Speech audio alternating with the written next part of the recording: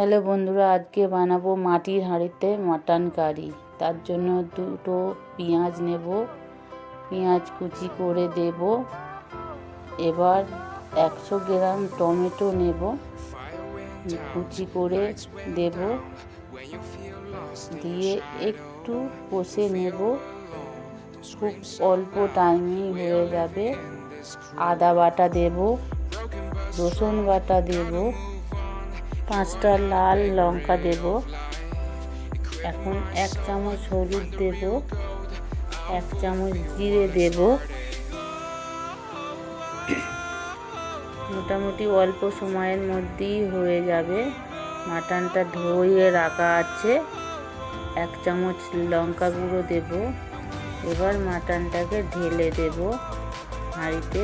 স্বাদ মতো নুন দেব, 1 চামচ ধনে গুঁড়ো দেবো, 1 চামচ এলাচ গুঁড়ো দেবো।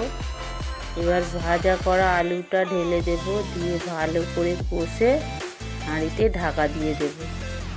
এখন ঢাকাটা খুলে একটু দেখে নেব। খুব অল্প টাইমেই হয়ে যাবে। এখন রেডি, মোটামুটি আধা ঘন্টায় মাটন রেডি। দেখুন মাটনও সিদ্ধ হয়ে গেছে। দেখুন।